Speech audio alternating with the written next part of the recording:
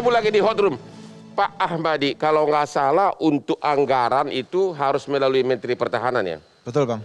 Kebetulan itu Menteri Pertahanan Pak Prabowo, saya pengacaranya 30 tahun lebih sama keluarganya bahkan sampai sekarang.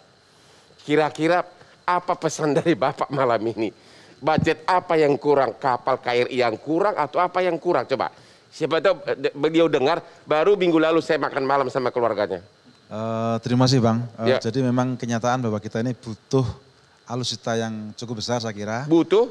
Alutsista atau kapal-kapal patroli dan sebagainya. Ya, yang sekarang udah parah atau udah tua atau gimana? Ya, ada beberapa yang udah tua. Kemarin saya syuting di suatu marinir di Cilandak.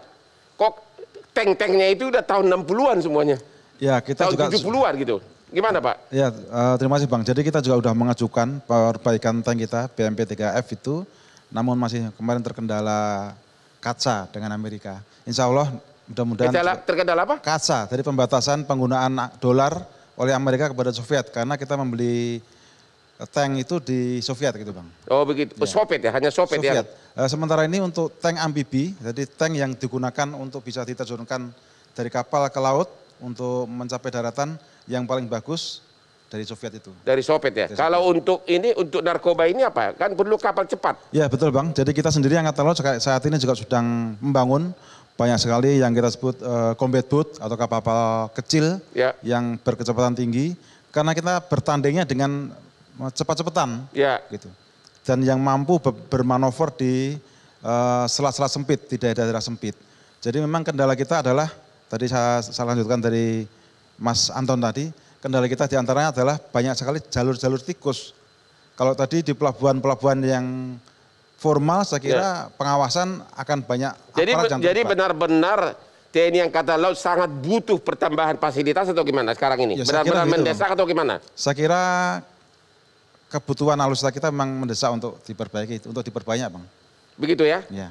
Jangan segan kalau di sini bebas ngomong Pak, kalau nanti resmi terlalu... Yang jelas kondisi saat ini kami baru mampu menggerakkan tadi sekitar 40 sampai dengan 50 untuk perairan yang beratusan juta kilometer. Perairan yang luasnya 6,4 juta kilometer persegi tadi. Jadi menurut Bapak itu kira-kira cuma berapa persen yang bisa di-cover dengan kapal segitu? Kalau yang meng-cover itu kami sendiri mungkin sekitar 25%. Hanya 25%, berarti 75% lowong, maling-malingnya masuk? Saya kira tidak lowong Bang, sekali lagi bahwa kita ini bersinergi tadi.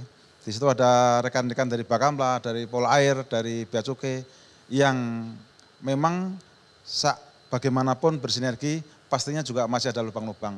Itulah yang ke depan tentunya akan kita tingkatkan sinergitas tersebut. Saling tukar informasi, saling tukar info intelijen itu yang kami butuhkan. Jadi intinya bahwa memang fasilitas dari TNI Angkatan Laut sekarang sangat kurang begitu? Kalau dikatakan sangat kurang, kami sedang bertumbuh Bang. Ya artinya butuh banget gitu loh Pak. Masih kurang. Terima kasih, masih kurang itu Pak Prabowo, masih kurang.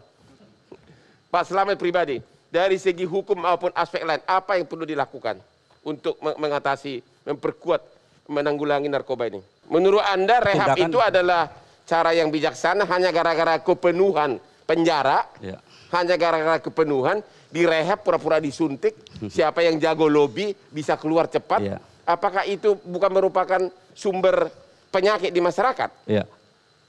Sebagian besar masyarakat melihat rehab itu adalah hanya pengobatan.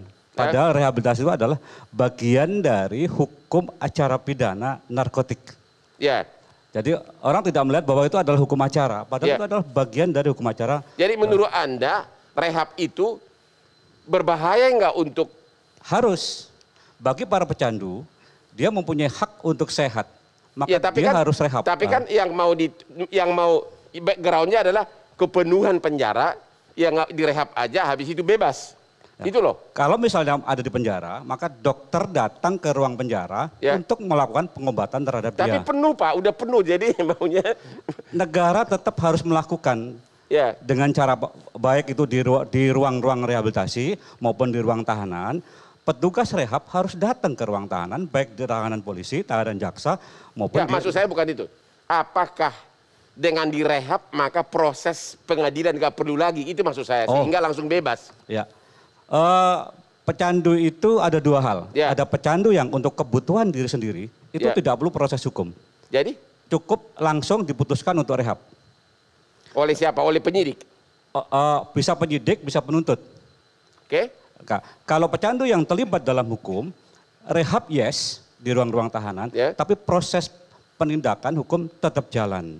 Pengadilan jalan terus. Pengadilan jalan terus, rehabilitasi juga jalan terus. Jadi yang pantas direhab itu yang kayak gimana? Menurut undang-undang yang hanya pegang 1% ya? 1%. Misalnya 0,4%, 0,4 gram. Itu adalah pecandu untuk kebutuhan diri sendiri, itu rehab. Rehab. Tapi kalau dia ada 0,4 tapi stoknya 1 kilo. Sama juga kan bohong, kira-kira gitu. Jadi pencegahan, pengobatan atau rehab dan penindakan hukum itu harus berjalan secara seimbang.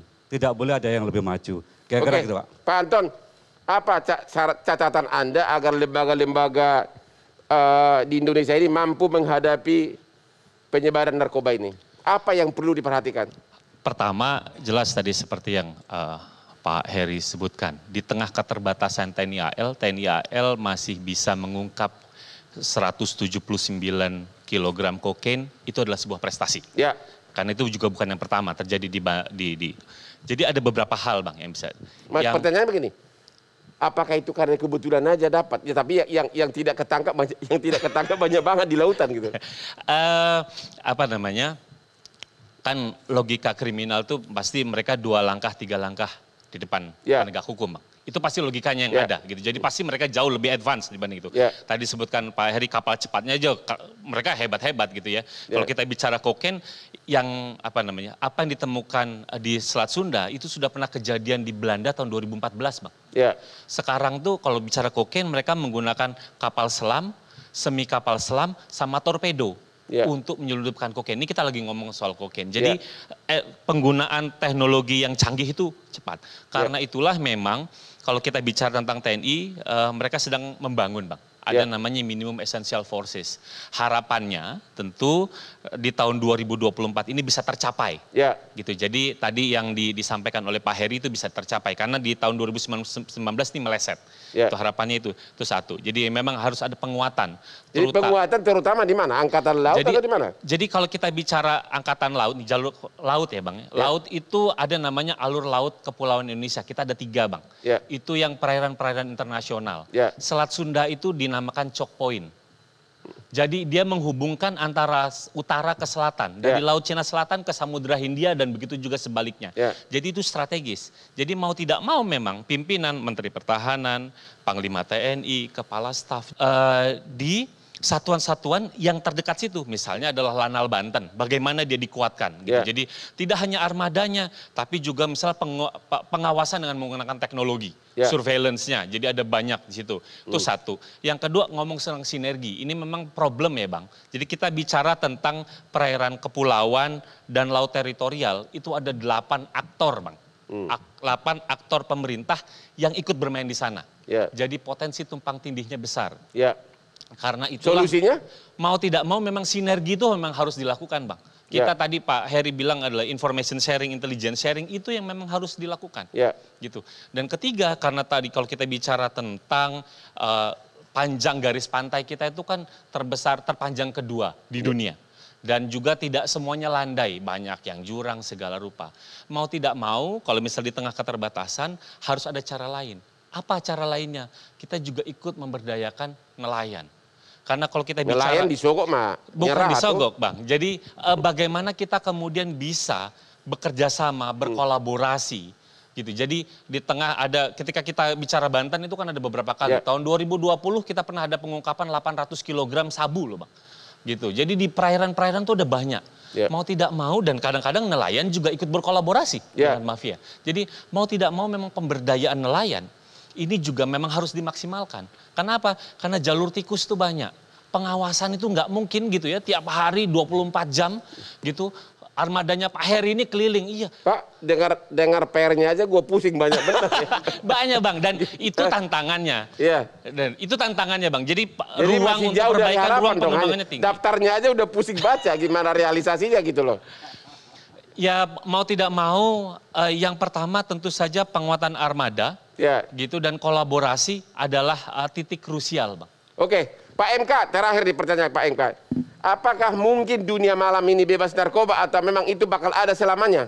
Karena memang dia menjadi salah satu pasar terbesar tempat peredaran narkoba kan gitu, Bang Hotman. Jadi bahkan ada yang memang secara sembunyi-sembunyi, artinya orang luar datang berjualan di sana. Itu pertama. Ada yang memang kemudian tempatnya sendiri yang menyediakan. Nah, ini yang kemudian patut menjadi perhatian khusus gitu. Beberapa kasus misalnya yang kita udah pernah temuin, beberapa tempat hiburan malam ditutup memang karena dia menjadi tempat dan pusat penjualan sekaligus peredaran narkoba. Seperti baru-baru ini ada ketangkap di Bali ya?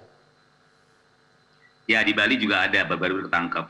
Artinya sudah bukan rahasia umum lagi bahwa salah satu pasar terbesar tempat beredarnya narkoba adalah tempat hiburan malam, dan rasa-rasanya memang sangat tidak mungkin kalau kemudian itu akan hilang gitu. Dengan catatan selama juga bahwa aliran narkoba yang masuk ke Indonesia itu yang ketangkepan ya itu yang ya jumlahnya segitu-gitu aja gitu. Jadi menurut Bapak, gitu. Menurut Bapak tidak mungkin dunia malam bersih dari narkoba, itu kesimpulannya? Ya, tidak mungkin bersih dari dunia narkoba. Terima kasih, kita istirahat dulu, habis itu kita akan ke fase kesimpulan sesudah yang berikut ini.